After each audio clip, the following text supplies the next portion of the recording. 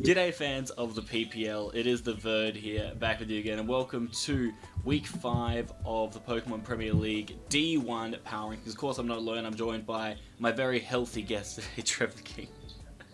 Yo, what is going on, guys? This is your boy Trevcio, and not feeling too well, but hopefully we can get through it. Did I just accidentally call you Trev the King instead of Trev CL? I go by many names. I'm a Yeah, Trev you have of many many monikers, names. yes. But if you guys aren't aware, every time I just kind of do this at the start of the video, basically what Trevor and I's job is to rank the 12 teams a part of this season, depending on how the results have been going. Obviously, we're 5 weeks in, so if you want to see how they will rank the rest of the weeks, then go back and check them out up to this point. But we're going to be reviewing the games a little bit. It's not really like, it's more for the weekly recap and that to review the games. We're more looking at how we feel the teams are going, heading into almost the halfway point of the season. So very important at this point. But without further ado, Trev, are you ready to dive into this? I am quite ready. Alright, well, let's kick things off with bottom place. Still the Southampton Sneasels. Jordan, unfortunately, coming off another loss this week against the Melbourne Victory Stars. He's had a pretty rough time of it, looking very unlikely of him taking top spot. But I mean, do you think there's anything Jordan could do maybe to improve from here? Well, it's just been tough because his team isn't like as good as he's wanted it to be. Now, granted, it has improved dramatically since the first few weeks with the additions of Whimsicott, Bronzong, Volcarona. It is not like an absolute horrible team, but it's still definitely not up to what he likes for sure. And I have seen some improvement, like this past week, just barely lost to Better Jack and the Melbourne Victory Star. But, like I said last week, he's shown potential to win a game here soon. He's just come up short the last few weeks, and hopefully he can, cash in on one of his good games and be able to win. But this week he just came up just a tiny bit short. Literally, just if his Excadrill had like about 20% more, he would have definitely won the game. But just a little bit too short on HP. Speaking of teams coming up a little bit short lately, two teams that we currently have chilling in 11th and 10th respectively are the Seattle Onyx and the Canberra Cannons. I think we could both agree that like both of these teams, are having pretty rocky seasons. It's always hard taking over another team, and Baby Eric, he's just having a really rough time, but I honestly expected him to be having a much more consistent, like solid season, getting a few more wins under his belt. Granted, he probably should have beaten Mono, so that kind of sucks for him there. But definitely these are two teams that I could potentially see being, really strong and really competitive that have just kind of fallen off a little bit from the pace. Yeah, for sure. Like now I have Eric below Colton just because Eric's on a bit of a slide, whereas Colton has picked up a win or two here, and Eric has lost 4 in a row. Eric definitely took the big loss this week with the combination of Specs, Shaman, and Endure, Lychee Berry, Hitmonlee, just putting him through the ringer. And then Colton put up a good effort against Ruby and the #1 Cleveland Bros, but just came up a little bit short, 2-0. And that's a phrase I use a lot, come up a bit short, but I really do mean it a lot of the time, as it was a 2-0, and there was a couple interesting plays. Turn 1, didn't scout to see if it was Scarfed Pelipper, lost his Arcanine, and then after he lost his Celesteela, it was just the Scolipede wrecking crew from there on out. Yeah, for sure. I definitely think that's another thing to note, guys. If you haven't done already, you should go back and check out all of these matches that have happened, because everyone does their own great commentary of it. You can kind of get their aspects of the matches and then come back here and kind of maybe understand this a bit better. But regardless, we are going to move on to our next group of two teams that I think definitely have the chance, with still 6 weeks to go, of really making a big impact heading into the latter half of the season, being the Melbourne Victory Star and the Norwich Skitty. Obviously, the Victory Star did end up playing their game against Kelly, and the Maryland Terrapins actually put out a 1-0 win, which was awesome. And then they backed that up but then going into another 1-0 win against the Southampton City, only just scraping through both games, but they are two very crucial wins for the Victory Stars, who, like you said, they've been on a bit of a slump. They did win week 1 against the Norwich City, but then they were on a bit of a losing streak, so this is really good for them to bounce back and go to 3-2. Yeah, for sure. In the game against Jordan, like I said, it was a really close game. Brought the Sun core, and Victory Bell was able to win it for him, or actually Scizor was able to win it for him late after Victory Bell was able to put Excadrill in range of the BP from Scizor. And as for Jack of the Norwich Skitty, came up again. I keep using this phrase. It's came true, up though. a bit That's short. the thing, but there's so many close games that they are always coming up short. Like, it's not. Yeah, but it was a close game in the sense that it was a 1-0, I believe. Yes. And there was a little bit of hacks. Kelly was running static Zapdos, and Jack clicked U-turn, which obviously first time you click a physical contact move against a Mama Static, of course you're going to get parried. Exactly. But it was really unfortunate because that Infernape could have been really big later on in the game.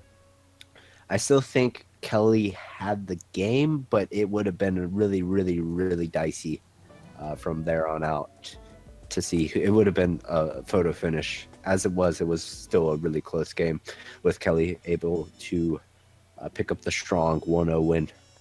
Very true. Moving on to our next two teams, and again, two teams we have in different orders. I think, honestly, again, though, it doesn't really matter. They're both in the same kind of area, being the Buffalo Bills and the Tampa Bay Luxrays. Got to say, the Buffalo Bills have slowly become a bit of a Cinderella story these last couple of weeks. They didn't get off to the best start, losing both of the first two games, but since then, they have accumulated a +10 differential from their last 3 wins.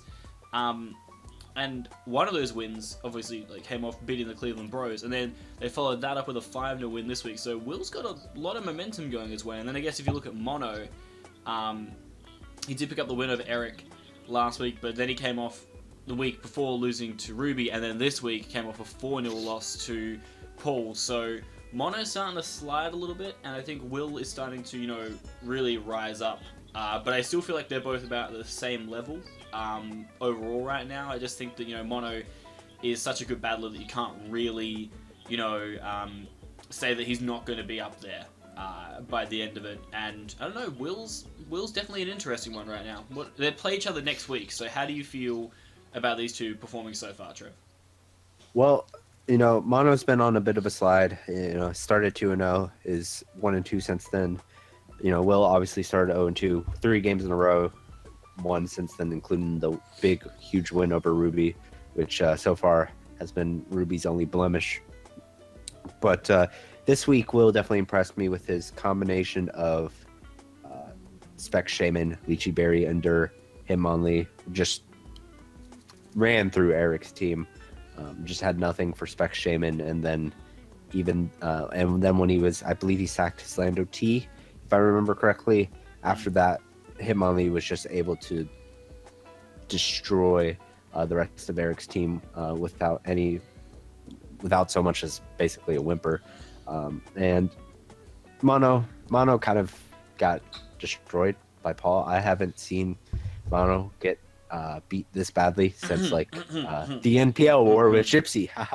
I was gonna mention NPL minors.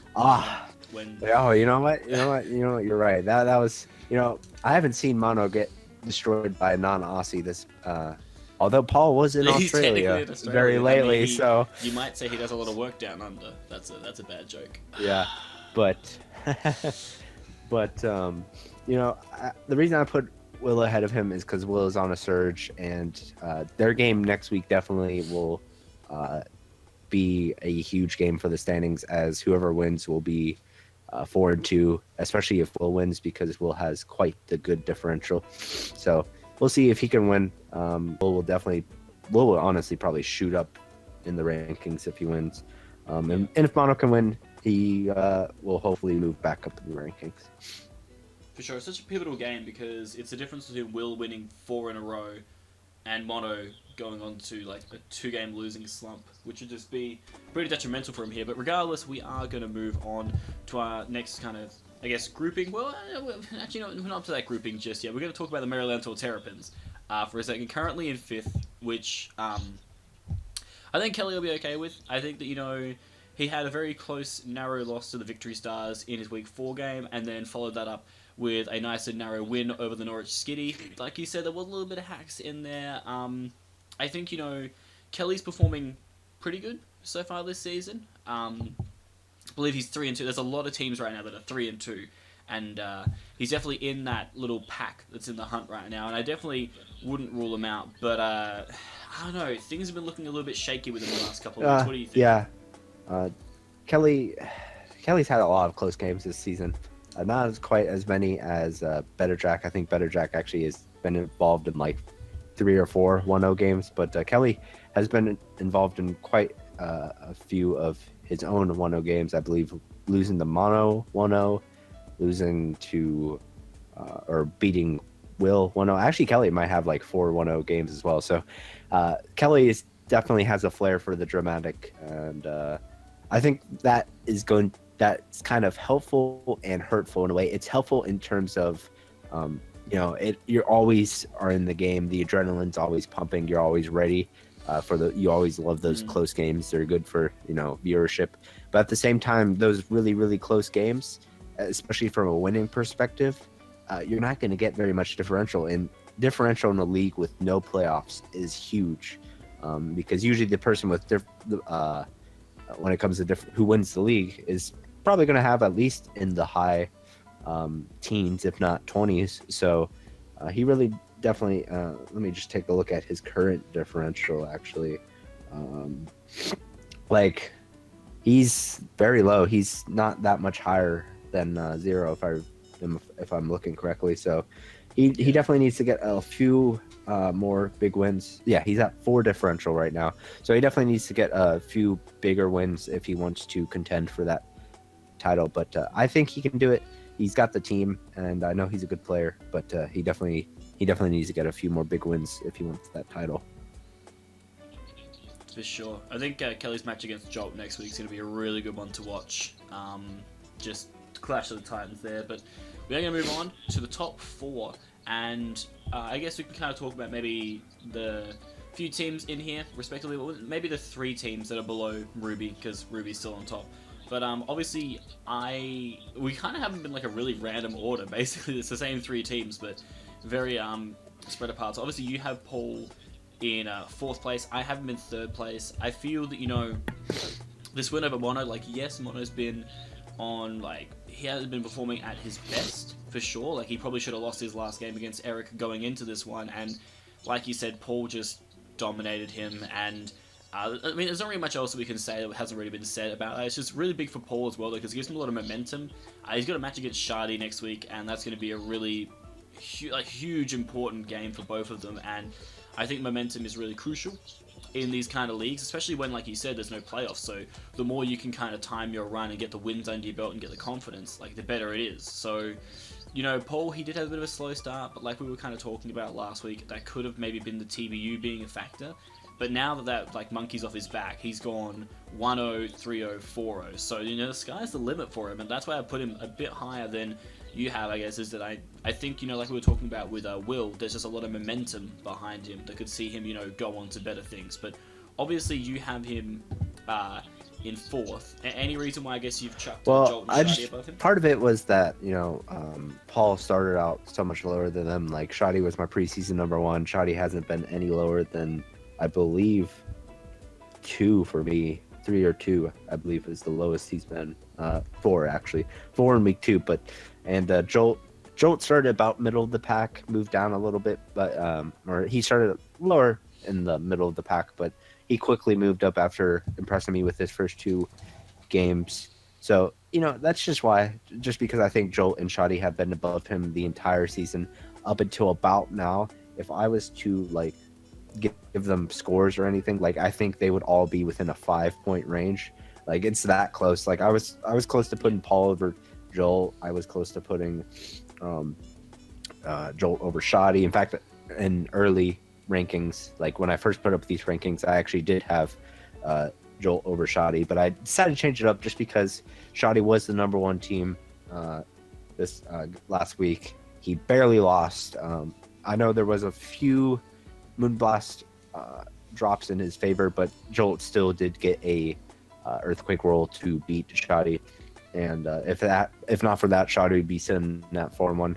One concern about Shoddy right now is that he does have only a 1 differential. Talking about Kelly and his close games, Shoddy actually has a much lower differential at just 1, and Shoddy has a lot of 1-0 games himself. So Shoddy and Kelly are 2 people that really need to, I feel, win big, especially Shoddy, as with the team he has and the player he is. There's no way Shoddy should have this many 1-0 games. I think maybe use Zard a little bit sooner.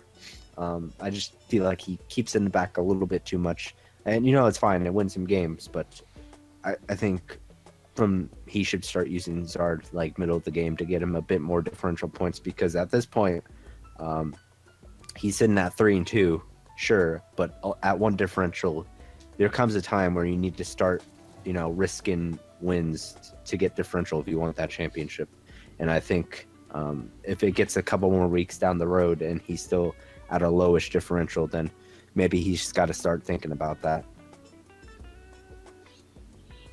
For sure. I think the other thing to point out is that Jolt as well is in the same kind of boat where his differential is around the same area as Shoddy's, and they're all kind of in that same position, like what you said, where these big wins, especially if you can get like a lot of differential like Will did, they just mean so much in the long run, because like Will's got a ridiculous differential. Like, yes, he lost 4-0 to Shoddy in week 1 and then 1-0 to Kelly in week 2, but then, like I said, he went +10, so he's got a +5 differential in the last 3 weeks, and that means he's above the other guys that are at 3-2, so that's massive for him. So I definitely agree, like, you need to try and go hard or go home sometimes to get those big wins. Like, sure, consolidating the win is good, but it's not the same as normal league play where you just consolidate the win, go into playoffs and go from there. It also comes down to like how big you can win these games, and so I definitely think that's a massive factor heading into this. But regardless, we are now going to talk about the number 1 team still in the competition, currently chilling at 4-1, with only that 1 blemish in the Cleveland Bros. I mean, Ruby, I knew he was going to be good this season, but this has been like every week it's just the same stuff. Like he said though, like obviously I think Colton could have played a bit better in his game. Losing Arcanine turn 1 kind of just sucked. Losing Arcanine and Celesteal are probably the 2 best ways that he had on his entire team of dealing with Scolipede.